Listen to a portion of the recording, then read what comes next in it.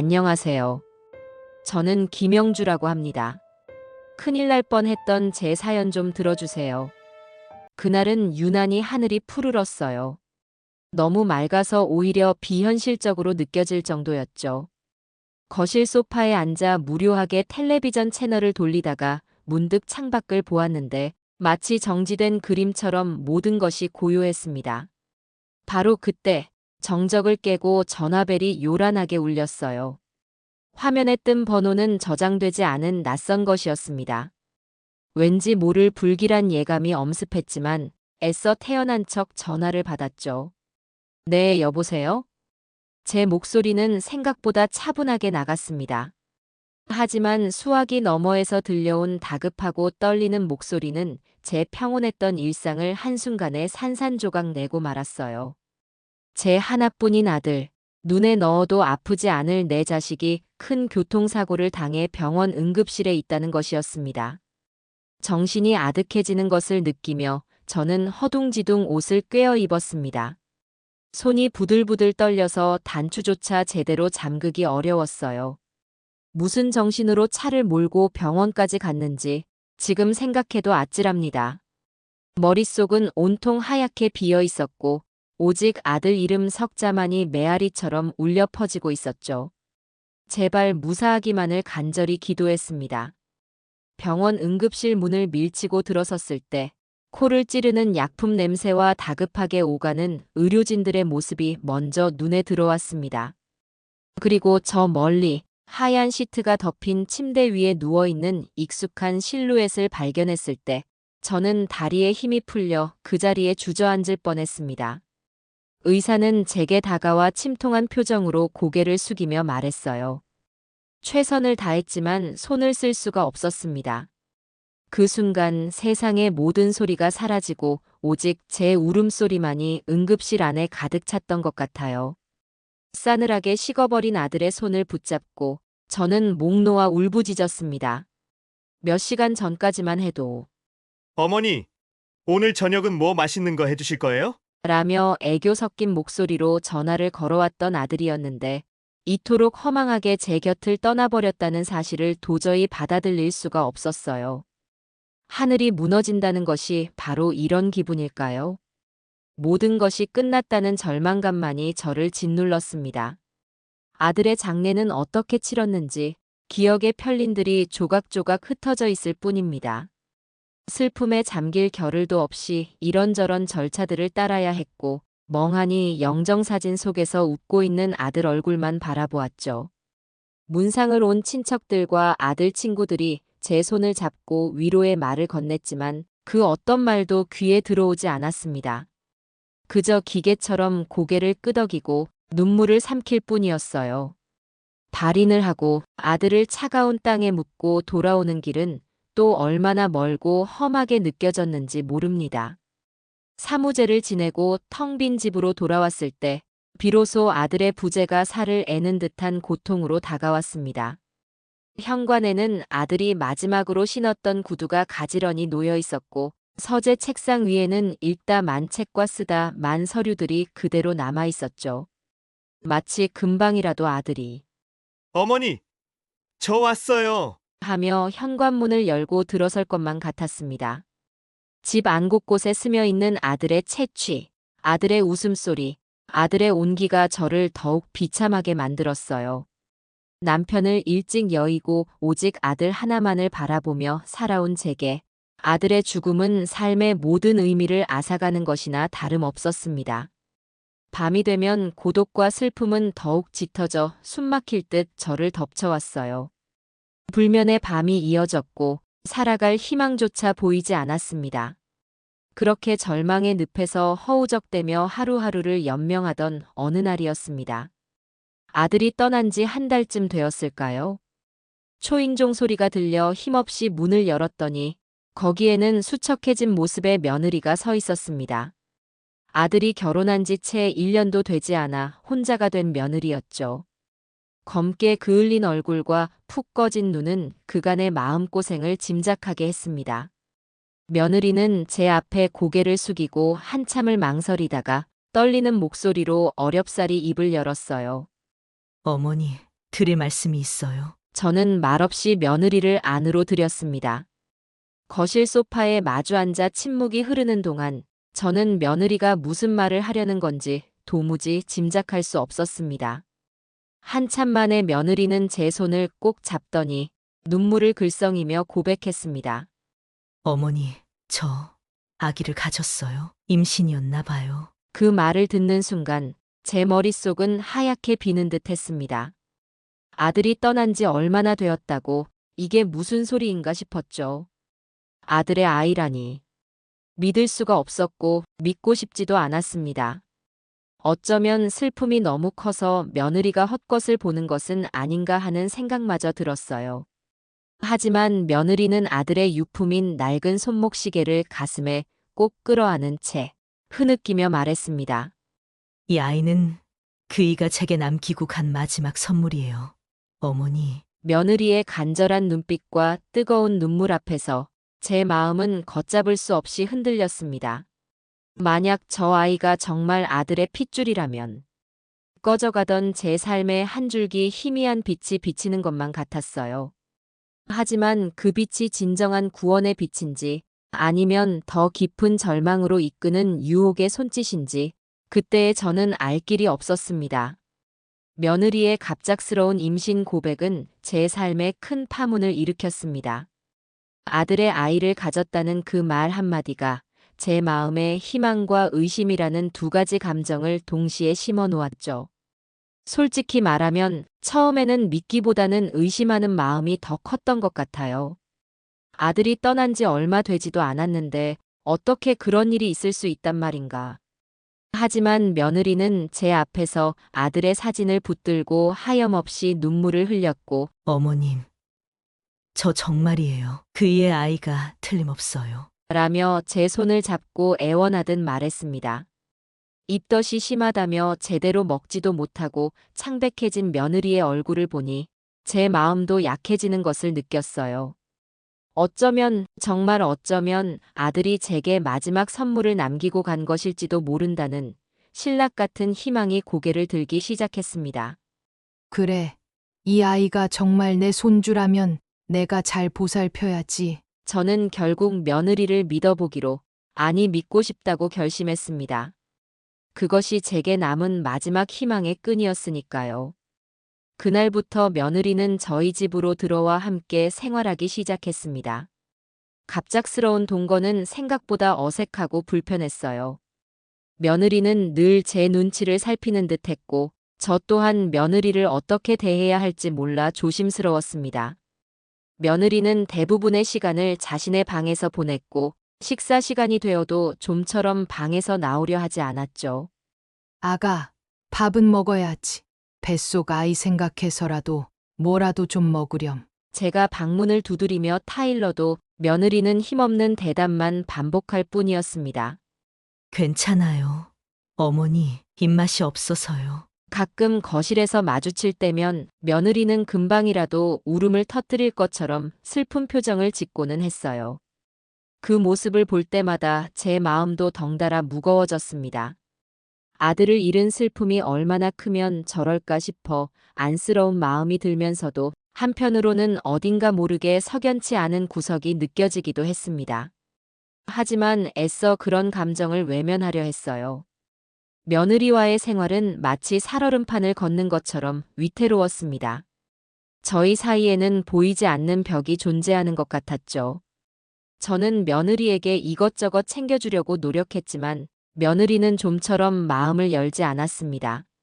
아가, 입덧이 심하다니 내가 뭐라도 좀 만들어줄까? 아니면 먹고 싶은 거라도 있니? 제가 아무리 살갑게 말을 걸어도 며느리는 그저 고개를 저을 뿐이었죠. 그러다가도 가끔씩 아들 이야기를 꺼낼 때면 며느리는 금방이라도 눈물을 쏟을 것처럼 목이 메어 말을 잇지 못했습니다. 그이 참 다정한 사람이었어요. 제가 좋아하는 꽃도 매번 기억해주고 힘들 때마다 제 옆을 든든하게 지켜줬는데 이제는 아무도 없네요. 그렇게 흐느끼는 며느리를 보면 저도 모르게 눈시울이 붉어지곤 했습니다. 아들 녀석이 살아생전 며느리에게 참 잘했구나 싶어 대견하면서도 한편으로는 그 모든 것이 과거가 되어버렸다는 사실에 가슴이 미어졌어요. 하지만 그런 진심 어린 대화는 아주 짧은 순간에 불과했고 대부분의 시간은 어색한 침묵만이 우리 사이에 흘렀습니다. 며느리는 마치 깊은 슬픔 속에 자신을 가둬둔 사람처럼 보였어요. 이런 불안하고 위태로운 동거 속에서도 제 마음 속에는 오직 한 가지 생각만이 점점 더 뚜렷해지고 있었습니다. 바로 뱃속의 아이, 제 손주를 위해서라면 무엇이든 하겠다는 것이었죠. 그 아이는 제게 남은 유일한 희망이자 삶을 지속해야 할 단 하나의 이유였습니다. 저는 매달 며느리에게 넉넉한 액수의 생활비를 건넸습니다. 아가, 이걸로 필요한 거 있으면 뭐든 사렴. 뱃속 아이에게 좋은 것만 먹이고 좋은 것만 봐야 한다. 그래야 건강하고 예쁜 아이가 태어나지 않겠니? 며느리는 고개를 숙인 채 작은 목소리로 고맙다고 말할 뿐 별다른 감정 표현을 하지 않았어요. 그리고 저는 더 큰 결심을 하기에 이르렀습니다. 제가 가진 모든 재산을 오직 며느리와 태어날 아이에게 남기기로 마음먹은 것이었죠. 남편을 일찍 여의고 아들 하나만을 위해 악착같이 모아온 재산이었습니다. 부동산과 현금을 합쳐 30억이 훌쩍 넘는 금액이었죠. 이제 제게 남은 가족이라고는 며느리와 곧 태어날 손주뿐이니 어쩌면 당연한 결정이라고 생각했습니다. 며칠 뒤 저는 평소 알고 지내던 변호사를 찾아가 유언장 작성에 대해 상세히 상담했습니다. 변호사는 제 결정을 듣고는 혹시 모를 상황에 대해 몇 가지 조언을 해주었지만 그때의 저는 오직 손주 생각뿐이어서 다른 어떤 가능성도 염두에 두지 않았습니다. 그저 빨리 이 모든 절차를 마치고 며느리와 아이에게 든든한 울타리가 되어주고 싶다는 생각뿐이었어요. 유언장 초안을 받아들고 변호사 사무실을 나서는 길, 저는 마치 무거운 짐을 내려놓은 것처럼 마음이 한결 가벼워진 것을 느꼈습니다. 그것이 얼마나 섣부르고 어리석은 판단이었는지 그때는 전혀 알지 못했죠. 며느리가 저희 집에 들어와 살기 시작한 지 두어 달쯤 지났을까요? 그날따라 아침부터 몸이 영 찌뿌둥하고 으슬으슬 한기가 들었습니다. 환절기라 그런지 목도 칼칼하고 잔기침도 조금씩 나왔죠. 아들이 떠난 후로는 작은 병치레에도 덜컥 겁부터 났습니다. 괜히 감기라도 심하게 앓아서 며느리에게 옮기기라도 하면 큰일이라는 생각에 서둘러 옷을 챙겨 입고 평소 다니던 동네 약국으로 향했습니다. 집에서 걸어서 10분 남짓한 거리에 있는 늘 친절하고 꼼꼼하게 약을 지어주는 약사님이 있는 곳이었어요. 오랫동안 한자리에서 약국을 운영해온 터라 동네 사람들에게 신망도 두터운 분이었습니다. 약국 문을 밀고 들어서니 익숙한 약 냄새와 함께 에어컨 바람이 시원하게 느껴졌습니다. 계산대 안쪽에서는 흰 가운을 단정하게 차려입은 약사님이 분주하게 약품들을 정리하고 있었습니다. 30대 후반쯤 되어 보이는 여자 약사님이었는데 항상 차분하고 상냥한 말투로 손님들을 대하는 분이었죠. 저를 발견한 약사님은 하던 일을 잠시 멈추고 가볍게 목례를 하며 부드럽게 물었습니다. 어르신, 어서 오세요. 오늘은 어디가 불편해서 오셨어요? 저는 멋쩍게 웃으며 증상을 설명했습니다. 요 며칠 감기 기운이 좀 있어서요. 목도 좀 아프고 기침도 나고요. 약사님은 제 말을 귀에 깊게 듣고는 고개를 끄덕이며 몇 가지 약을 능숙하게 꺼내 봉투에 담기 시작했어요. 환절기라 감기 환자가 부쩍 늘었네요, 어르신. 약 잘 챙겨 드시고 푹 쉬셔야 해요. 약사님의 다정한 말에 괜스레 마음이 놓이는 기분이었습니다. 약사님이 약 봉투를 건네주며 복용법과 주의사항을 꼼꼼하게 설명해주던 바로 그때였습니다. 갑자기 약사님이 목소리를 한 톤 낮추더니 주변을 한번 쓱 둘러보고는 제게 아주 조심스럽게 말을 건넸어요. 어르신, 저 이런 말씀 드려도 될지 모르겠지만 순간 저는 의아한 표정으로 약사님을 바라보았습니다. 무슨 말을 하려는 걸까? 혹시 제 건강에 다른 심각한 문제라도 있는 건가? 아니면 약에 무슨 문제가 있는 건가? 짧은 순간에 별의별 생각이 다 스쳐 지나갔죠. 약사님은 잠시 머뭇거리는 듯 하더니 이내 결심한 듯 제 눈을 똑바로 바라보며 나지막하지만 분명한 목소리로 말했습니다. 어르신, 며느님 아무래도 조심하셔야 할 것 같아요. 그 한마디에 제 심장이 쿵 하고 바닥으로 떨어지는 것 같았습니다. 온몸의 피가 차갑게 식어버리는 느낌이었죠. 며느리라니? 우리 며느리를 조심하라니? 도대체 그게 무슨 말인지 이해할 수가 없었습니다. 너무나 뜻밖이고 충격적인 말에 저는 순간 할 말을 잃고 그 자리에 못 박힌 듯 멍하니 서 있을 수밖에 없었어요. 뭐라고 되물어야 할지, 무슨 반응을 보여야 할지 판단이 서지 않았습니다. 다시 한번 물어보려 했지만 약사님은 더 이상 아무 말 없이 제게 약 봉투를 건네고는 마치 아무 일도 없었다는 듯이 황급히 계산대로 돌아가 다른 손님들을 받기 시작했습니다. 그 모습이 너무나 단호해서 더 이상 캐물을 용기가 나지 않았어요. 저는 얼떨떨하고 혼란스러운 기분으로 약값을 치르고 약국 문을 나섰습니다. 집으로 돌아오는 내내, 아니 집에 돌아와서도 약사님의 그 한마디가 귓가에서 떠나지 않고 계속 맴돌았습니다. 어르신 며느님 아무래도 조심하셔야 할 것 같아요. 도대체 무슨 의미였을까요? 우리 며느리가 뭘 어쨌다는 걸까요? 아무리 머리를 굴려 생각해 보아도 짐작조차 할 수 없었습니다. 약사님은 평소 과묵하고 신중한 사람이라 함부로 말을 옮기거나 남의 험담을 할 사람이 아니라는 것을 잘 알고 있었기에 더욱 혼란스러웠습니다. 혹시 내가 모르는 며느리의 다른 모습이 있는 걸까? 아니면 단순한 오해일까? 그날 밤, 저는 뜬 눈으로 밤을 새웠습니다. 잠자리에 누워 이런저런 생각에 뒤척이다 보니 며느리의 평소 행동들이 하나하나 떠오르기 시작했어요. 특별히 이상하거나 의심스러운 점은 없다고 생각했지만 약사님의 말을 듣고 나니 모든 것이 다르게 보이기 시작했습니다. 늘 슬픔에 잠겨있던 표정, 가끔 보이던 불안한 눈빛, 그리고 저와 눈을 잘 마주치지 못하던 모습까지도요. 하지만 그건 모두 아들을 잃은 슬픔 때문이라고, 임신 초기의 예민함 때문이라고 애써 넘겨왔던 것들이었습니다. 한번 심어진 의심의 씨앗은 걷잡을 수 없이 커져가며 제 마음을 불안하게 만들었습니다. 이대로 그냥 모른 척 넘어갈 수는 없다고 생각했어요. 내일 다시 약국을 찾아가서 약사님께 직접 물어봐야겠다고, 그 말의 진위를 반드시 확인해야겠다고 굳게 결심했습니다. 불안감과 초조함에 밤새 뒤척이며 뜬 눈으로 아침이 밝아오기만을 간절히 기다렸습니다. 다음 날 아침, 저는 평소보다 훨씬 이른 시간에 잠에서 깼습니다.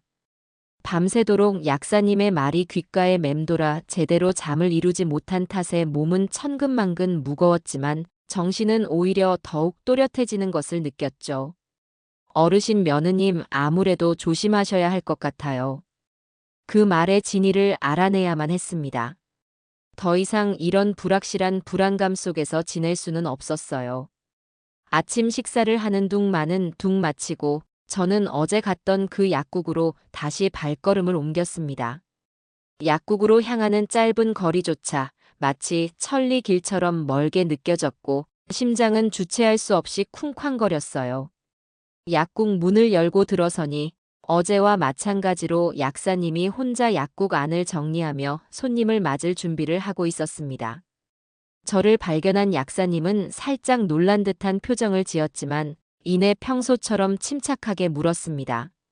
어르신, 어서 오세요. 약은 좀 어떠세요? 혹시 또 어디 불편한 곳이라도 있으세요? 저는 떨리는 목소리를 애써 가다듬으며 입을 열었습니다. 약사님, 다름이 아니라 어제 저한테 하신 말씀 말입니다. 혹시 그게 도대체 무슨 뜻인지 조금 더 자세히 여쭤봐도 괜찮을까요? 제 말에 약사님은 잠시 제 얼굴을 물끄러미 바라보더니 조용히 고개를 끄덕였습니다. 그리고는 약국 안쪽, 손님들이 잘 드나들지 않는 작은 상담 공간으로 저를 안내했어요. 낡은 소파와 작은 테이블이 놓인 아늑한 공간이었지만 그 순간만큼은 마치 취조실에 들어서는 것처럼 긴장감이 감돌았습니다. 약사님은 저를 소파에 앉게 하고는 맞은편 의자에 앉아 무거운 표정으로 천천히 입을 열기 시작했습니다. 그 침묵이 얼마나 길게 느껴졌는지 몰라요. 어르신, 이런 말씀을 드리기가 정말 송구스럽고 조심스럽습니다만 사실 어르신 며느님, 저희 약국에서 2년 넘게 근무했었어요. 약사님의 첫마디는 그야말로 청천벽력이었습니다. 며느리가 이 약국에서 일했었다니 저는 그 사실을 전혀 모르고 있었죠. 며느리는 제게 단 한 번도 그런 이야기를 한 적이 없었습니다. 약사님은 제 충격을 아는지 모르는지 담담하게 말을 이어갔습니다. 저희 약국 직원들은 그분에 대해서 모르는 사람이 없어요. 그런데 솔직히 말씀드리면 그분이 여기서 일하는 동안 평판이 썩 좋지는 않았습니다. 주변 동료 직원들 돈을 빌리고 제때 갚지 않아서 문제가 된 적이 몇 번 있었고요. 심지어는 가짜 처방전을 만들려고 시도하다가 저희에게 발각된 적도 있었어요. 저는 입을 다물 수가 없었습니다. 제가 알고 있던 며느리의 모습, 그 슬픔에 잠겨 연약해 보이던 며느리의 모습과는 너무나도 다른 이야기였기 때문입니다. 도저히 믿을 수가 없었죠. 약사님은 깊은 한숨을 내쉬며 말을 계속했습니다. 그때 저희가 경찰에 신고하지 않은 걸 정말 다행으로 생각해야 했을 거예요. 다른 동료들이 간곡히 선처를 호소해서 조용히 넘어갔지만 결국 그 일로 약국을 그만두게 되었습니다. 믿을 수 없는 이야기들이 폭포수처럼 쏟아져 나왔습니다. 제가 아는 며느리는 아들을 잃은 슬픔에 잠긴 세상 누구보다 가여운 여자였는데 도대체 무엇이 진실이고 무엇이 거짓인지 머릿속이 하얗게 비어버리는 것 같았어요. 더욱 충격적이고 믿기 힘든 이야기는 그 다음에 이어졌습니다. 약사님은 제 눈을 똑바로 쳐다보며 마치 큰 비밀을 털어놓는 사람처럼 목소리를 낮춰 힘겹게 말을 꺼냈습니다.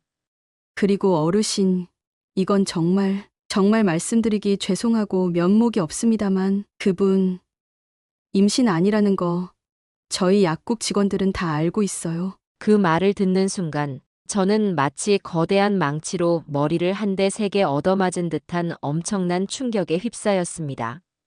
임신이 아니라니?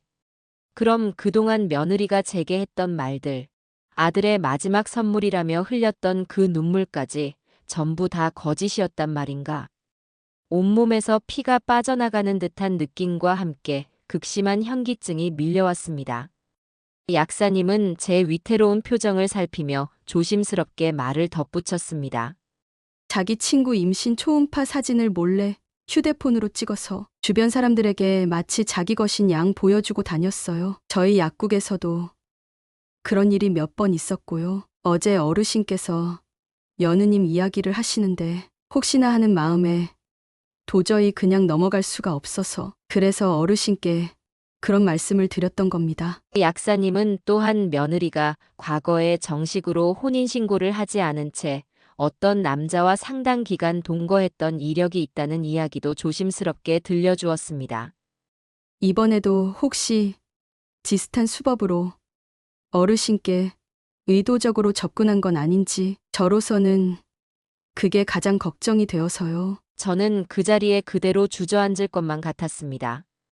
아들의 마지막 선물이라고 굳게 믿었던 아이, 제 유일한 희망이자 삶의 버팀목이라고 생각했던 모든 것이 한순간에 물거품처럼 사라져버리는 기분이었습니다. 약국을 어떻게 빠져나왔는지 기억조차 나지 않아요. 비틀거리는 발걸음으로 집으로 돌아오는 내내 제 머릿속은 배신감과 절망감, 그리고 알 수 없는 분노로 뒤엉켜 있었습니다. 약사님의 충격적인 말을 듣고 집으로 돌아왔지만 저는 도저히 그 모든 것을 곧이곧대로 믿을 수가 없었습니다. 며느리가 임신하지 않았다니, 아들의 아이를 가졌다는 그 모든 것이 철저한 거짓 연극이었다니. 만약 그것이 전부 사실이라면 저는 며느리에게 아주 보기 좋게 처참하게 속아 넘어간 것이 됩니다.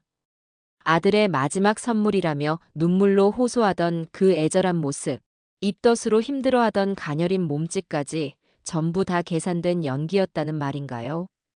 그럴 리가 없다고, 약사님이 무언가 크게 오해하고 있는 것일 거라고 저는 애써 스스로를 다독이며 부정하고 싶었습니다.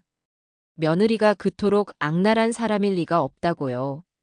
하지만 한번 마음속에 싹튼 의심의 씨앗은 걷잡을 수 없이 자라나 제 이성과 감정을 온통 뒤흔들어 놓기 시작했습니다.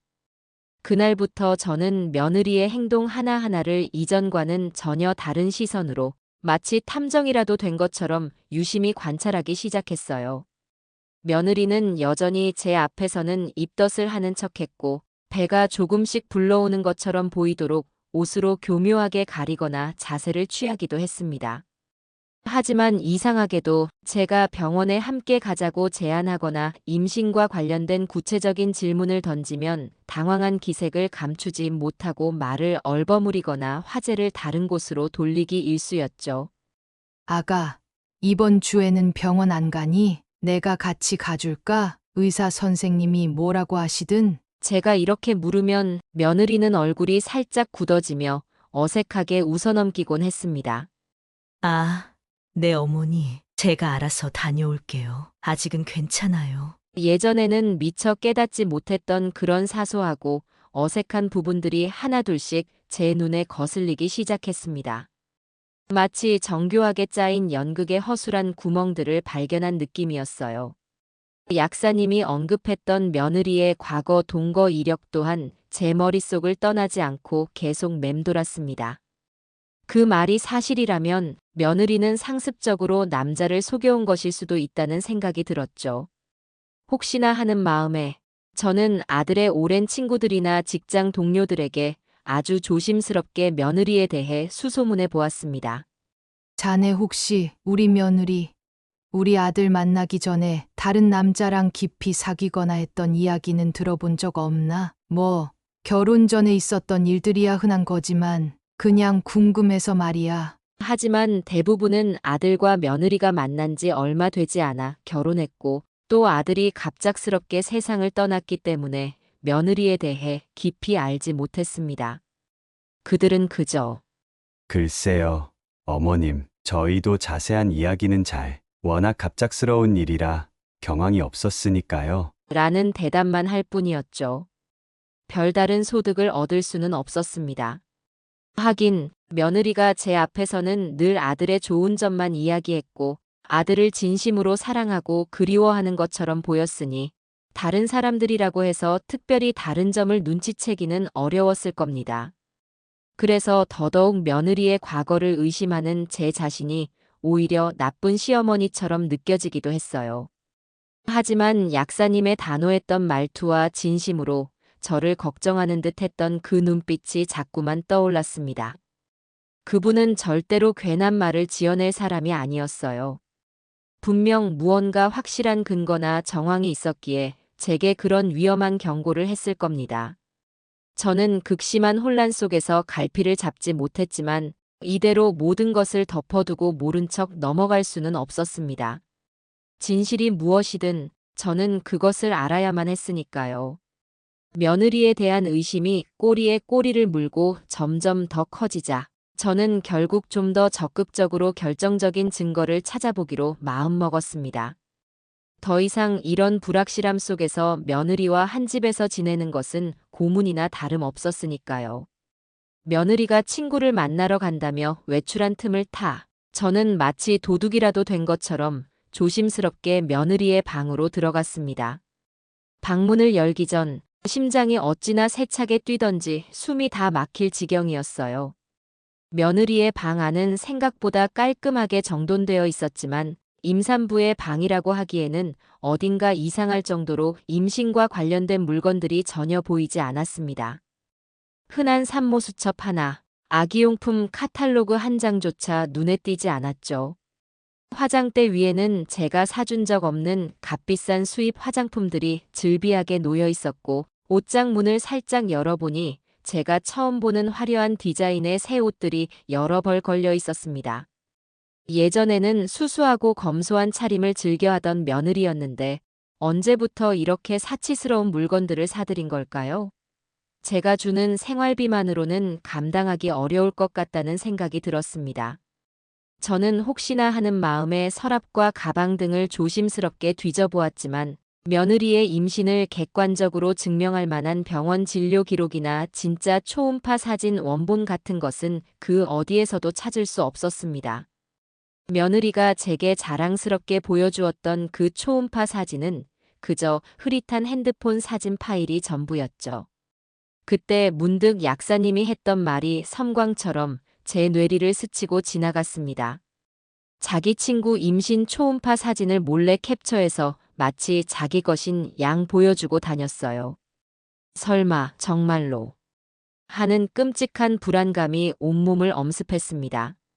저는 더 이상 가만히 앉아 있을 수만은 없었습니다. 이 모든 의혹을 풀기 위해서는 다음 단계로 넘어가야 했어요. 아들의 사망 이후 지급되었을 사망보험금에 대해 철저히 알아봐야겠다는 확고한 생각이 들었습니다. 며느리의 거짓말 뒤에 숨겨진 진짜 목적이 무엇인지 밝혀내야만 했으니까요. 며느리의 방에서 그 어떤 임신의 증거도 찾지 못하고 오히려 의심스러운 사치품들만 발견하고 나니 제 마음은 더욱 복잡하고 무거워졌습니다. 약사님의 말이 사실일지도 모른다는 불안감이 걷잡을 수 없이 커져만 갔죠. 저는 더 이상 이런 불확실함 속에 머무를 수 없다고 판단했습니다. 진실을 밝히기 위해서는 보다 확실한 증거가 필요했어요. 그래서 저는 다음 날 아침 일찍 아들의 사망 이후 지급되었을 사망보험금에 대해 알아보기 위해 은행으로 향했습니다. 혹시나 며느리가 그 돈을 제멋대로 사용하고 있는 것은 아닌지, 아니면 제가 모르는 다른 꿍꿍이가 있는 것은 아닌지 확인해야만 했습니다. 은행 문을 열고 들어서는 순간부터 심장이 요동치기 시작했어요. 은행 창구에 앉아 제 신분을 밝히고 자초지종을 설명하는 동안 제 목소리가 가늘게 떨리고 있다는 것을 느꼈습니다. 은행 직원은 제 이야기를 듣고는 안타깝다는 표정을 지으며 관련 서류들을 꼼꼼히 확인하기 시작했죠. 기다리는 시간 동안 온갖 생각들이 머릿속을 스쳐 지나갔습니다. 만약 며느리가 정말로 보험금을 몰래 빼돌렸다면 저는 어떻게 해야 할까? 그동안 며느리가 보여줬던 그 모든 슬픔과 눈물이 전부 연기였다는 것을 받아들일 수 있을까? 잠시 후 은행 직원은 제게 믿을 수 없는 사실을 알려주었습니다. 아들의 사망보험금 중 법적 상속 지분에 해당하는 상당액이 이미 오래전에 며느리의 개인 계좌로 모두 지급 완료되었다는 것이었습니다. 물론 법적으로는 배우자인 며느리가 상속인 중 한 명이니 당연한 절차일 수도 있었지만 제게는 하늘이 무너지는 듯한 충격으로 다가왔습니다. 며느리는 그 돈에 대해 제게 단 한마디도 단 한 글자도 언급한 적이 없었기 때문입니다. 그저 아들의 아이를 가졌다는 이유만으로 제가 주는 생활비에 힘겹게 의존하며 살아가는 불쌍한 과부인 것처럼 행동해왔는데 뒤로는 이렇게 거액의 돈을 혼자서 다 챙기고 있었다니. 배신감과 분노로 온몸이 부들부들 떨렸습니다. 당장이라도 며느리의 멱살을 잡고 따지고 싶었지만 저는 가까스로 이성을 붙들었어요. 사망보험금의 행방을 정확히 알고 나니 그동안 며느리가 간간히 보여왔던 수상쩍고 이해할 수 없었던 행동들이 마치 잘 짜인 각본처럼 하나둘씩 퍼즐처럼 완벽하게 맞춰지기 시작했습니다. 제가 매달 건네주는 생활비 외에도 며느리는 꽤나 여유롭고 풍족한 생활을 하고 있는 것처럼 보였어요. 외출하는 횟수가 눈에 띄게 잦아졌고 집에 돌아올 때는 가끔 제가 본 적 없는 값비싼 브랜드의 쇼핑백을 들고 오기도 했죠. 아가, 또 뭘 이렇게 많이 샀니? 돈 아껴 써야지. 아, 이건 그냥 친구가 선물로 준 거예요. 어머니, 이전에는 소박하고 검소하던 모습은 온데간데 없이 사라지고 없었어요. 한 번은 며느리가 친구와 거실에서 큰 소리로 통화하는 내용을 우연히 엿듣게 되었는데 어머, 자기야. 이번에 새로 오픈한 청담동 레스토랑 분위기가 완전 끝내주더라. 다음 주 주말에 예약해놨으니까 꼭 같이 가자. 드레스 코드도 있다니까 예쁘게 하고 와야 해. 라며 제잘거리는 것이었습니다. 임신 초기라 입덧이 너무 심해서 물조차 제대로 넘기기 힘들다던 사람이 그렇게 아무렇지도 않게 고급 레스토랑에서의 외식을 즐기며 약속을 잡는다는 것이 도저히 이해가 되지 않았습니다. 심지어 며느리가 그 보험금으로 강남의 고급 오피스텔을 떡하니 임대 계약했다는 사실까지 알게 되었을 때는 정말이지 피가 거꾸로 솟는 듯한 격렬한 분노를 느꼈습니다. 제게는 아무런 말도 없이 뒤로는 자신만의 호화로운 아지트를 은밀하게 마련해 두고 있었던 것이죠. 아마도 제가 모든 사실을 알아채고 자신을 내쫓을 경우를 대비한 도피처였을지도 모릅니다. 그동안 며느리가 제 앞에서 흘렸던 그 수많은 눈물과 처연했던 슬픔에 잠긴 표정들이 모두 철저하게 계산된 연기였다고 생각하니 온몸에 소름이 돋고 치가 떨렸습니다. 저는 이 모든 추악한 사실들을 명명백백히 확인하고 며느리의 두꺼운 가면을 반드시 벗겨내야겠다고 아주 굳게 마음먹었습니다. 며느리에 대한 배신감과 의심은 이미 극에 달했지만 섣불리 감정적으로 행동해서는 안 된다는 것을 잘 알고 있었습니다. 며느리는 생각보다 훨씬 더 치밀하고 교활하게 저를 속여왔기 때문에 어설프게 추궁했다가는 오히려 증거를 인멸하고 교묘하게 발뺌하며 상황을 모면하려 할 것이 뻔했죠. 저는 놈의 꼬리를 잡기 위해서는 보다 확실하고 결정적인 증거를 확보해야만 했습니다. 며칠 밤낮을 고민한 끝에 저는 결국 큰돈이 들더라도 사립 탐정을 고용하여 며느리의 실체를 밝히기로 결정했습니다. 제 전 재산을 노리고 접근한 악마 같은 며느리에게 모든 것을 빼앗길 수는 없었으니까요. 인터넷을 통해 평판이 좋은 흥신소를 수소문하여 다음 날 바로 찾아갔습니다.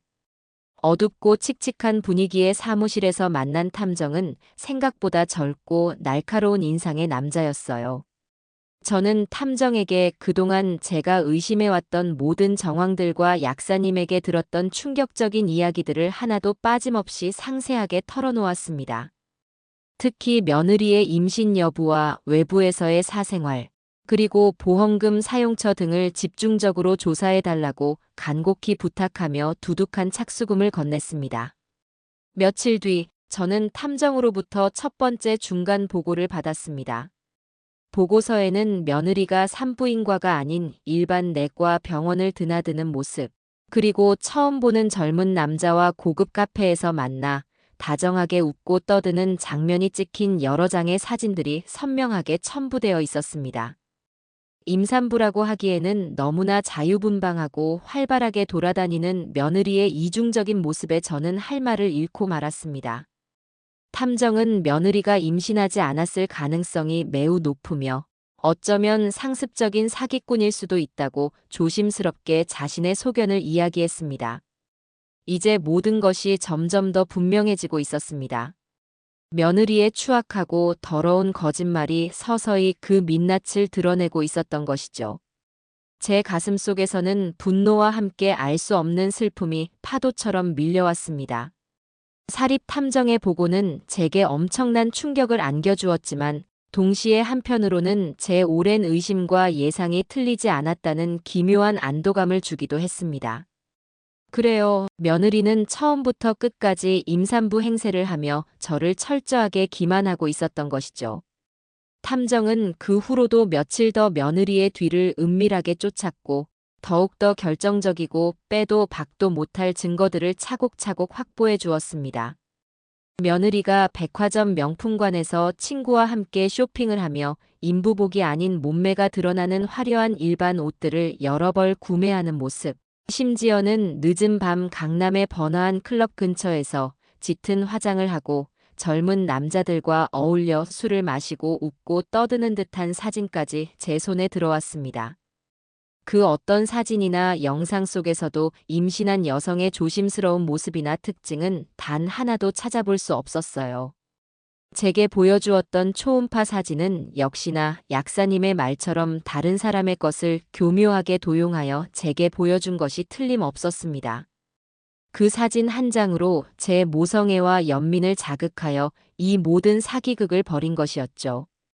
며느리가 저 몰래 거액의 보험금으로 계약한 강남의 고급 오피스텔의 정확한 주소까지 알아낸 탐정은 그곳이 며느리가 모든 계획이 틀어졌을 경우를 대비해 마련해둔 비밀스러운 도피처이자 어쩌면 다른 남자와의 밀회 장소일 가능성도 배제할 수 없다고 했습니다.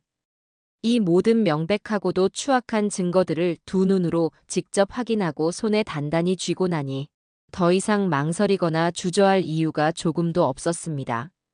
저는 바로 오늘 며느리와 직접 대면하여 이 모든 더럽고 역겨운 거짓의 향연을 끝내기로 굳게 마음먹었습니다. 그동안 저를 기만하고 우롱해온 그 가증스러운 대가를 반드시 아주 처절하게 치르게 해야 했으니까요. 마음 한편으로는 죽은 아들에 대한 크나큰 미안함과 인간이라는 존재에 대한 깊은 환멸감으로 인해 숨쉬기조차 괴로웠지만 이제는 감정에 휘둘리지 않고 냉정하고 단호하게 이 상황을 마무리 지어야 할 때였습니다. 저는 비장한 각오를 다지며 며느리가 돌아오기만을 기다렸습니다. 그날 저녁 평소처럼 아무것도 모르는 척 태연하게 저녁 식사를 마치고 자신의 방으로 들어가려던 며느리를 저는 차갑고 단호한 목소리로 거실로 불러 세웠습니다. 영문을 모르겠다는 듯 어리둥절한 표정으로 거실 소파에 앉은 며느리 앞에 저는 탐정에게 받은 수십 장의 사진들과 보험금 사용 내역서, 그리고 오피스텔 임대 계약서, 사본 등 모든 증거물들을 마치 카드패를 펼치듯 하나씩 테이블 위에 차례대로 내려놓았죠. 아무것도 모르는 순진한 표정을 짓고 있던 며느리는 테이블 위에 놓인 서류들을 보고는 순간적으로 얼굴이 백지장처럼 하얗게 질리기 시작했습니다. 동공이 심하게 흔들리는 것을 보니 자신이 무슨 상황에 처했는지 직감한 듯 했어요. 이게 다 뭐냐고 내게 묻고 싶구나. 그렇지? 제가 싸늘하지만 침착한 목소리로 묻자 며느리는 당황한 기색이 역력한 채로 더듬거리며 말했습니다. 어머니, 이게 다 뭐예요? 저는 정말 아무것도 몰라요. 이건 전부 다 오해예요. 어머니, 제가 다 설명드릴 수 있어요. 며느리는 떨리는 목소리로 필사적으로 변명하려 했지만 저는 그 말을 차갑게 가로막았습니다. 오해라고? 너가 내 죽은 아들의 아이를 가졌다고 파렴치한 거짓말을 한 것도 오해고, 내 아들의 사망보험금을 몰래 빼돌려 내 멋대로 호화로운 생활을 즐긴 것도 전부 다 오해란 말이냐? 저의 날카로운 추궁에 며느리는 결국 더 이상 버티지 못하고 그 자리에 무릎을 꿇고 바닥에 엎드려 큰 소리로 울기 시작했습니다. 어머니, 제가 정말 잘못했어요. 제가 정말 죽을 죄를 지었어요. 어머니. 하지만 그 일을 진심으로 사랑했던 그 마음만은 정말 진심이었어요. 제발 한 번만 용서해 주세요. 네. 또다시 시작된 그 역겨운 거짓, 눈물과 처절한 연기였죠. 하지만 이번에는 절대로 속지 않았습니다. 저는 이미 며느리의 시커먼 속내와 추악한 모든 것을 똑똑히 알고 있었으니까요. 며느리가 바닥에 엎드려 악어의 눈물을 흘리며 용서를 빌었지만 제 마음은 눈곱만큼도 흔들리지 않았습니다. 오히려 그 뻔뻔하고 가증스러운 모습에 치가 떨리고 구역질이 날 뿐이었죠. 그 더러운 입 당장 다물거라. 내 그 역겨운 거짓말과 연기는 이제 정말 지긋지긋하다. 저는 얼음장처럼 차갑고 냉정한 목소리로 말하며 경멸의 눈빛으로 며느리를 쏘아보았습니다. 너가 내 아들을 얼마나 깊이 사랑했는지는 이제 와서 알 바 아니다만, 너가 내게 저지른 이 모든 짓은 인간으로서 절대로 용서받을 수 없는 천인공노할 죄악이다. 그러니 당장 내 집에서 내 더러운 짐들을 모두 가지고 나가거라. 제 단호하고 매서운 명령에 며느리는 그제야 울음을 그치고 고개를 들어 저를 올려다보았습니다. 그 촉촉하게 젖은 눈빛 속에는 당혹감과 절망감, 그리고 약간의 분노와 원망마저 교묘하게 서려 있는 듯했어요. 어머니, 어떻게 저한테 이러실 수가 있어요? 저도 엄연히 이 집에서 살 권리가 있는 사람이라고요. 어머니 아들의 아이를 가진 몸이란 말이에요. 며느리가 마지막 발악을 하듯 날카롭게 소리쳤지만 저는 이미 마음을 완전히 굳힌 뒤였습니다.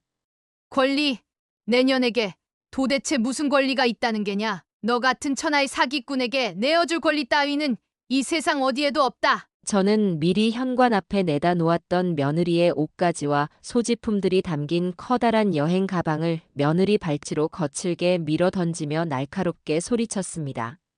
2번 다시 내 눈앞에 그 더러운 모습을 드러내지 말고 지금 당장 꺼져버려.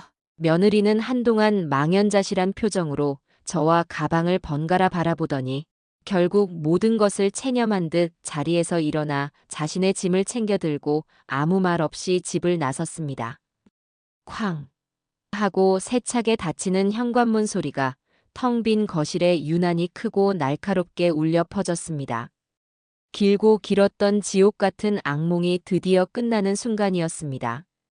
온몸에 힘이 빠져나가는 것을 느끼며 저는 그 자리에 주저앉아 한참 동안 아무것도 하지 못했습니다.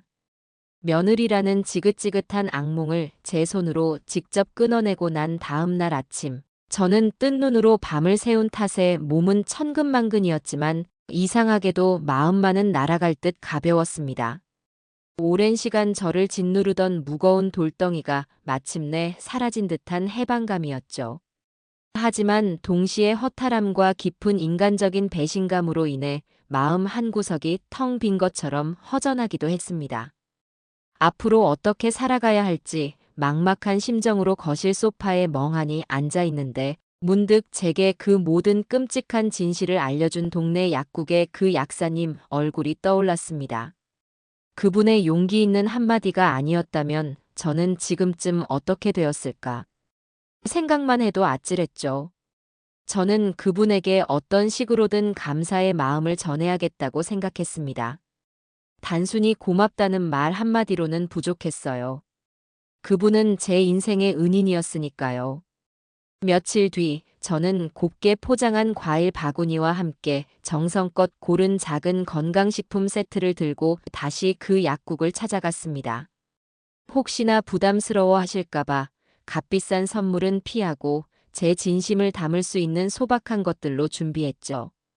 약국 문을 열고 들어서니 약사님은 여전히 밝고 따뜻한 미소로 저를 반갑게 맞아주었습니다. 어르신, 어서 오세요. 안색이 전보다 훨씬 좋아지셨네요. 저는 멋쩍게 웃으며 준비해간 선물을 건넸습니다. 약사님 덕분입니다. 정말 감사합니다. 제 말에 약사님은 손사래를 치며 괜찮다고 했지만 저는 그분의 손을 꼭 잡고 진심으로 고마움을 전했습니다.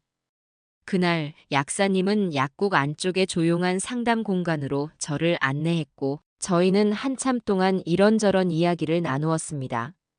저는 며느리와 있었던 모든 일의 전말을 솔직하게 털어놓았고 약사님은 제 이야기에 귀 기울이며 진심으로 함께 아파하고 또 분노해 주었죠. 제 모든 이야기를 다 듣고 난 약사님은 한동안 아무 말 없이 제 손을 그저 따뜻하게 잡아주었습니다. 그 어떤 위로의 말보다 더 큰 힘이 느껴지는 순간이었어요. 그리고는 자신의 이야기를 조금씩 꺼내놓기 시작했습니다. 사실 약사님은 어릴 적에 어머니를 여의고 홀아버지 밑에서 어렵게 자랐다고 해요. 약사가 되기까지 순탄치만은 않았던 지난날들에 대해 담담하게 이야기하는 약사님의 모습에서 저는 그 아이가 얼마나 강인하고 속이 깊은 사람인지 느낄 수 있었습니다. 어머니가 살아계셨다면 아마 지금 어르신 연세쯤 되셨을 거예요. 그래서인지 어르신을 뵐 때마다 돌아가신 저희 어머니 생각이 많이 났어요. 괜히 오지랖 부린 건 아닌가 걱정도 했었고요. 그렇게 말하며 수줍게 웃는 약사님의 얼굴에서 저는 꾸밈 없는 순수함과 따뜻한 인간미를 발견했습니다. 그날 이후 저는 약사님을 그냥 수연 씨라고 부르기 시작했어요. 처음에는 조금 어색해하는 듯 했지만 이내 수연 씨도 환하게 웃으며 제 호칭을 자연스럽게 받아주었죠. 저희는 그렇게 서로에게 조금씩 마음을 열어가기 시작했습니다. 그 후로 저는 특별한 용건이 없어도 거의 매일같이 수연 씨의 약국에 들르는 것이 일상이 되었습니다. 때로는 간단한 영양제를 사러 가기도 했고, 때로는 그저 수연 씨 얼굴을 보고 잠시 이야기를 나누고 싶어서 찾아가기도 했죠. 수연 씨는 언제나 변함없이 저를 따뜻하게 맞아주었고, 저희는 마치 오랜 친구처럼 혹은 다정한 모녀처럼 스스럼 없이 이런저런 사는 이야기들을 나누었습니다. 수연 씨는 제 건강을 살뜰히 챙겨주었고, 저는 수연 씨에게 맛있는 반찬거리를 만들어다 주기도 했어요. 주말이면 가끔 수연 씨가 퇴근하는 시간에 맞춰 함께 동네 맛집에서 저녁 식사를 하기도 했습니다. 수연 씨는 늘 밝고 긍정적인 에너지가 넘치는 아이였고, 그 아이와 함께 있다 보면 저도 모르게 얼굴에 웃음꽃이 피어나고 마음이 편안해지는 것을 느꼈습니다. 한 번은 수연 씨가 제 손을 잡고 어르신, 혹시 제가 불편하게 해드리는 게 아니라면 제가 어르신을 그냥 어머니라고 불러도 괜찮을까요? 하고 아주 조심스럽게 물어왔습니다. 그 말을 듣는 순간 저는 갑자기 울컥하고 눈물이 쏟아질 뻔했어요. 아들 녀석을 먼저 하늘로 보내고 믿었던 며느리에게 처참하게 배신당하면서 다시는 그 어떤 가족의 따뜻한 정을 느낄 수 없을 것이라고 절망하며 살아왔는데, 수연 씨의 그 진심 어리고 따뜻한 모습에서 저는 잊고 지냈던 인간적인 깊은 정을 다시금 느낄 수 있었습니다. 그럼, 너무 좋지. 나야말로 이렇게 예쁘고 착한 딸이 하나 더 생긴 것 같아서 얼마나 기쁜지 모른다. 수연아, 저는 수연이의 손을 마주잡으며 활짝 웃었습니다. 그날 이후 저희는 정말 친모녀처럼 서로를 진심으로 아끼고 살뜰히 챙겨주는 세상에서 가장 특별한 사이가 되었습니다. 수연이는 제게 며느리에게서 받지 못했던, 아니 그 이상으로 깊고 따뜻한 사랑과 위로를 주는 존재가 되었어요. 수연이와 함께하는 하루하루가 쌓여갈수록 제 마음속 깊이 자리 잡고 있던 지난날의 아픈 상처들은 마치 따스한 봄볕에 눈 녹듯이 스르르 사라져가는 것을 느꼈습니다. 물론 먼저 떠나보낸 아들에 대한 사무치는 그리움이야 제 평생 가슴 한구석에 묻고 살아가야 할 숙명이겠지만, 그 악마 같았던 며느리에게 처참하게 당했던 배신감과 인간이라는 존재에 대한 깊은 불신은 수연이의 변함없이 진실하고 따뜻한 마음씨 덕분에 정말이지 깨끗하게 치유될 수 있었어요. 예전에는 밤마다 악몽에 시달리고 아주 사소한 일에도 쉽게 분노하고 짜증을 내며 스스로를 괴롭히곤 했는데, 이제는 거짓말처럼 마음의 평화를 되찾아 밤에도 아무런 걱정 없이 깊고 편안한 잠을 잘 수 있게 되었습니다. 아침에 눈을 뜨면 창문으로 환하게 쏟아져 들어오는 아침 햇살이 참으로 따스하고 감사하다고 느끼고, 길가에 아무렇게나 피어있는 이름 모를 작은 들꽃 한 송이에도 괜스레 입가에 미소가 지어지며 살아있다는 그 자체에 감사하는 마음이 저절로 샘솟곤 했습니다. 혼자서는 도저히 엄두도 내지 못했던 여러 가지 일들.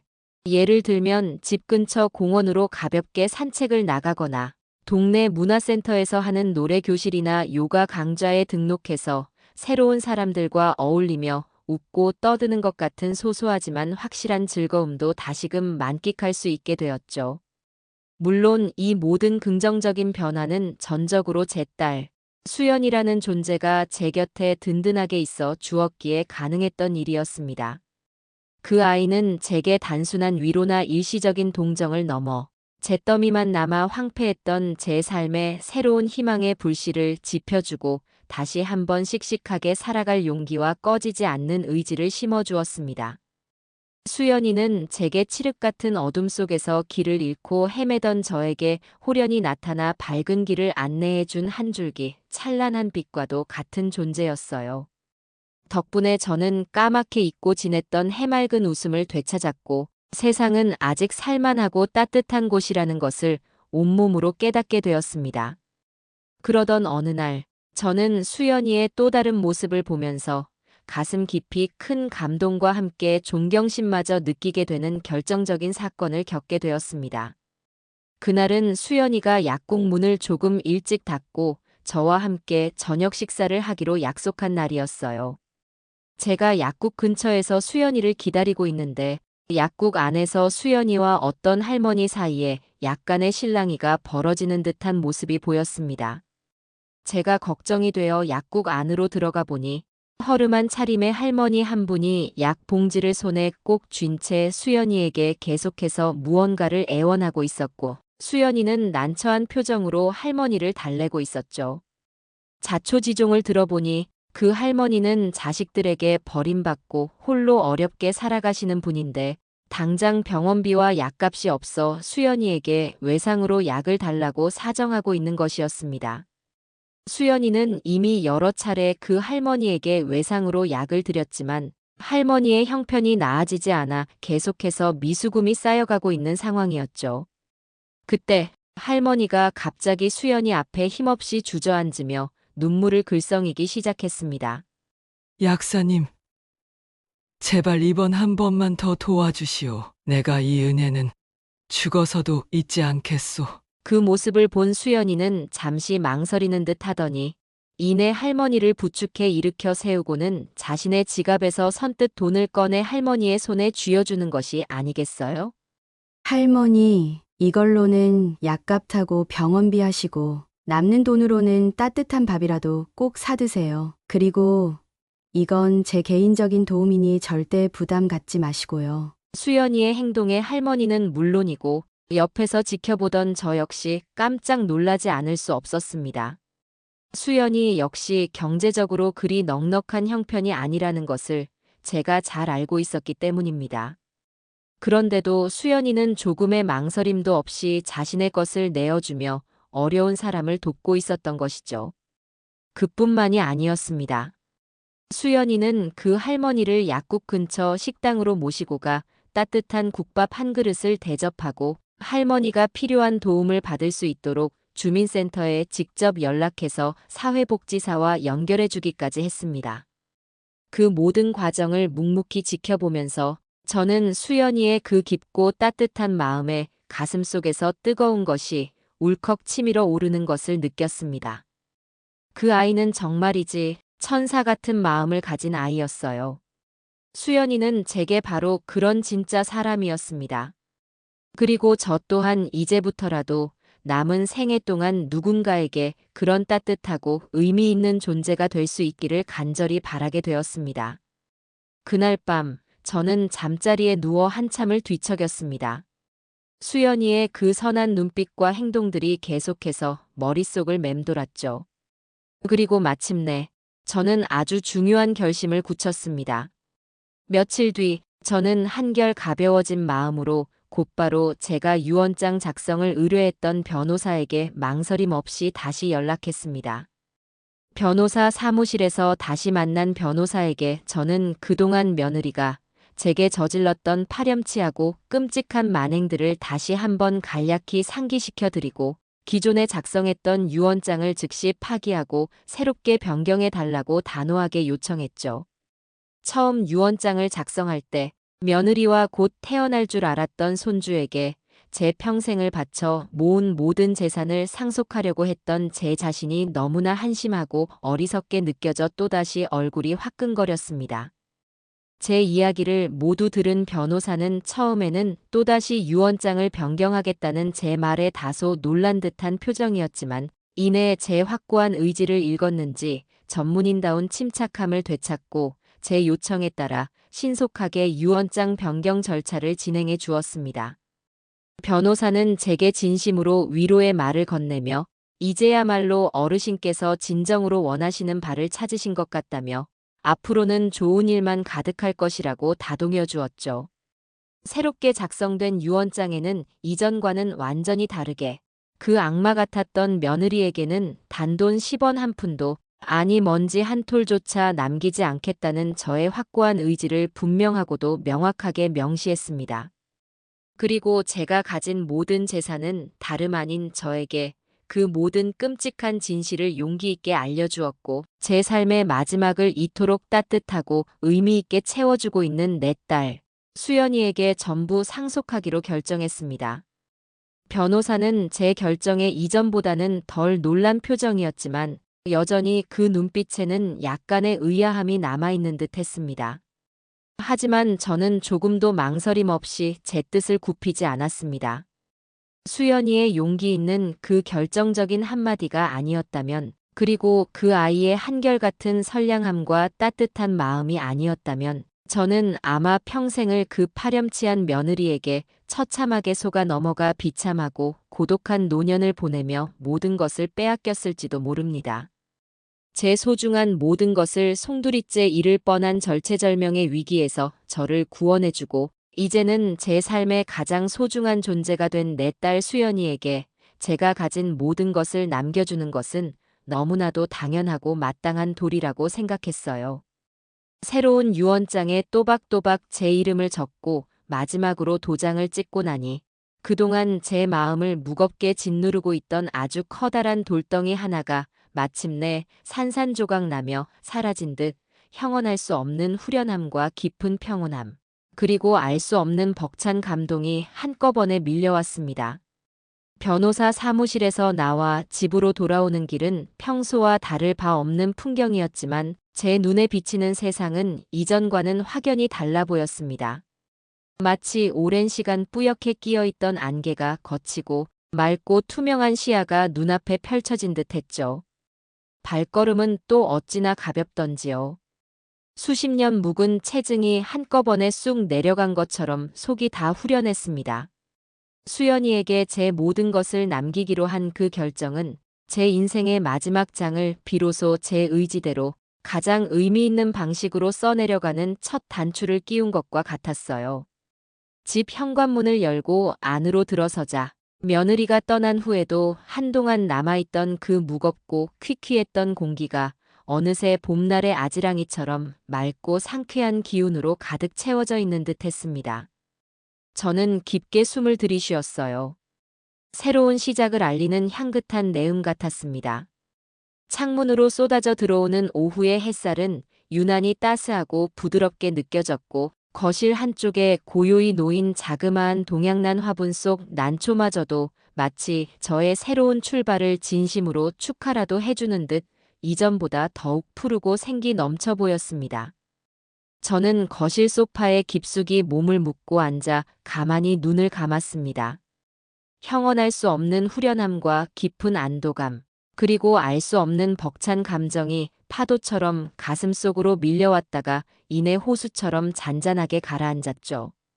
정말이지, 이제야 비로소 제 삶의 진정한 주인이 된 것 같은 평화로운 기분이었습니다. 제가 그토록 바라던 마음의 평온이 바로 이런 것이었을까요? 제가 사랑하는 내 딸 수연이에게 제 전 재산을 남기기로 결심한 것은 그 아이가 과거 제게 베풀어 주었던 결정적인 도움에 대한 단순한 보답이나 혹은 그 아이가 처한 어려움에 대한 일시적인 연민 때문만은 아니었습니다. 물론 그 한없는 고마움이 제 결정의 가장 큰 바탕이 되었던 것은 부정할 수 없는 사실입니다.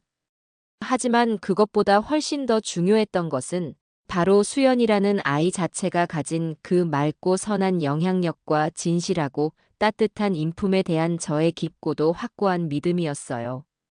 그 아이라면 제가 평생을 통해 피땀 흘려 이룩한 소중한 것들을 결코 헛되이 쓰거나 개인적인 욕심을 위해 낭비하지 않고 분명 이 세상을 조금이라도 더 좋은 곳으로 만드는데 아주 의미 있고 가치 있게 사용할 것이라는 강한 확신이 들었기 때문입니다. 어쩌면 저의 이 작은 결정이 정직하고 선량한 사람이 마땅히 보상받고 그 선한 영향력이 더 넓은 세상으로 잔잔하게 퍼져나갈 수 있는 하나의 작은 씨앗이 될 수도 있지 않을까 하는 그런 소박한 기대감도 품게 되었죠. 문득 먼저 제 곁을 떠나 하늘의 별이 된 제 하나뿐인 아들의 해맑은 얼굴이 떠올랐습니다. 눈을 감으니 마치 어제 일처럼 생생하게 아들의 목소리가 들리는 듯 했어요. 만약 지금 제 아들이 이 모든 상황을 저 높은 곳에서 가만히 지켜보고 있다면 분명 저의 이런 결정을 누구보다 기뻐하며 진심으로 이해하고 지지해주지 않았을까요?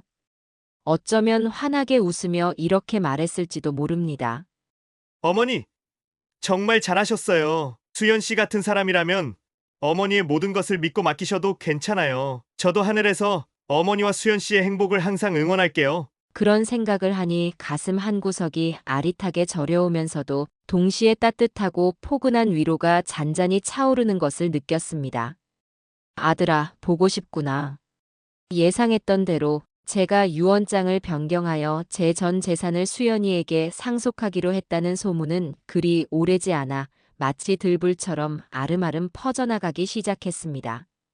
제가 직접 누구에게 그 사실을 떠벌리고 다닌 적은 단 한 번도 없었지만 아마도 변호사 사무실을 통해 이야기가 조금씩 흘러나갔거나 아니면 평소 제 주변을 맴돌며 호시탐탐 제 재산에 남몰래 눈독을 들이고 있던 몇몇 염치 없는 친척들이 자신들만의 정보망을 통해 눈치 빠르게 알아챈 것이겠지요.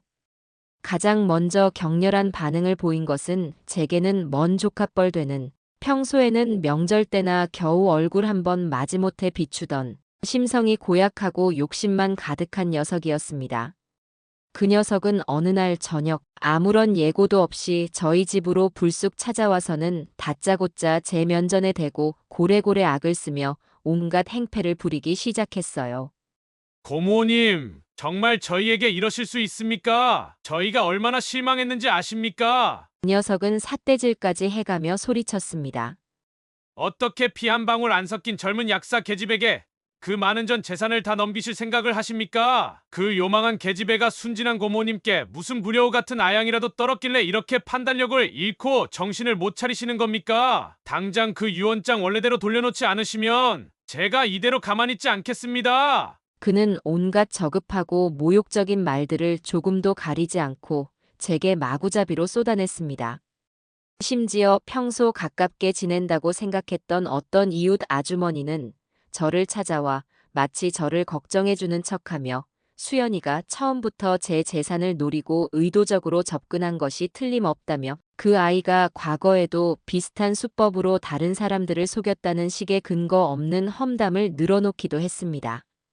그런 터무니없고 악의적인 비난과 노골적인 질시 어린 시선들을 마주할 때마다 처음에는 억울하고 분한 마음에 가슴이 답답해지고 피가 거꾸로 솟는 것 같았지만 저는 이제 더 이상 그런 외부의 소음 따위에 제 소중한 감정을 낭비하거나 휘둘리지 않기로 굳게 마음먹었습니다.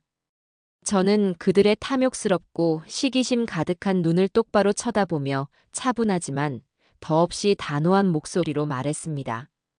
내 재산은 내가 누구에게 어떻게 남기든 그건 전적으로 내 자유요. 당신들이 내 인생에 대해 그리고 내 딸 수연이라는 아이에 대해 도대체 무엇을 얼마나 안다고 그렇게 함부로 망령된 말을 짓거리는 것이오? 제 목소리는 낮았지만 그 안에는 추상 같은 엄격함이 실려 있었어요. 수연이는 내게 단순한 은인을 넘어 친딸 이상의 존재이고 내 남은 인생을 마지막까지 함께할 세상에 둘도 없는 소중한 가족이오. 그러니 두 번 다시 내 앞에서 그리고 다른 누구 앞에서도 그 아이에 대해 함부로 그 더러운 입을 놀리지 마시오. 만약 또다시 그런 망발을 내뱉는다면 그때는 나도 당신들을 결코 용서하지 않을 것이오. 저의 예상보다 훨씬 더 단호하고 서리빨 같은 태도에 그들은 대부분 더 이상 아무런 대꾸도 못하고 슬금슬금 꽁무니를 빼기 바빴습니다. 착한 수연이도 이런저런 불쾌한 소문들을 전해 듣고는 혹시나 제가 그 때문에 상처를 받거나 마음이 약해졌을까봐 무척이나 걱정하며 밤낮으로 제 곁을 살뜰히 지켜주었죠. 어머니, 저 때문에 괜한 오해와 근거 없는 비난을 받으시는 것 같아 정말 너무 죄송하고 마음이 아파요. 그렇게 말하며 제 앞에서 눈시울을 붉히는 수연이의 여린 손을 저는 따뜻하게 감싸잡으며 진심으로 말했습니다. 수연아, 내 딸아, 너가 뭐가 죄송하니? 오히려 내가 너에게 한없이 미안하고 또 고맙지. 너는 하늘이 내게 보내주신 이 세상 가장 큰 축복이고 선물이야. 그러니 아무것도 걱정하지 말고 우리는 우리 방식대로 서로 아끼고 사랑하며 행복하게 살면 되는 거야. 다른 사람들의 시선이나 말 따위는 조금도 신경 쓸 필요 없단다. 그 일을 계기로 저희 모녀의 관계는 세상의 그 어떤 것엔 풍파에도 결코 흔들리지 않을 만큼 이전보다 더욱더 단단하고 굳건하게 맺어졌습니다. 이제 제게 남은 삶은 어쩌면 신께서 제게 특별히 한 번 더 허락해 주신 더없이 소중하고 값진 보너스 같은 시간이라고 생각합니다. 사랑하는 하나뿐인 아들을 먼저 저 세상으로 떠나보낸 그 사무치게 깊은 슬픔과 가슴을 도려내는 듯한 상실감은 여전히 제 가슴 한편에 영원히 지워지지 않는 아픈 흔적처럼 선명하게 남아있지만, 이제는 그 지독한 슬픔마저도 제 삶의 소중한 일부로 겸허히 받아들이고, 수연이라는 정말 착하고 예쁜 딸과 함께 하루하루를 감사하고 소중한 마음으로 정성껏 채워나가고 있습니다.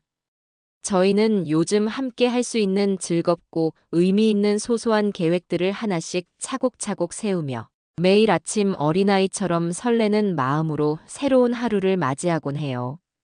예를 들면 햇살이 유난히 좋은 주말에는 함께 정성껏 싼 도시락을 들고 가까운 수목원으로 봄나들이를 가서 활짝 핀 예쁜 꽃들을 실컷 구경하며 향긋한 풀내음을 맡기도 하고, 수연이가 싸온 맛있는 김밥과 과일을 나눠 먹으며 도란도란 이야기를 나누기도 합니다.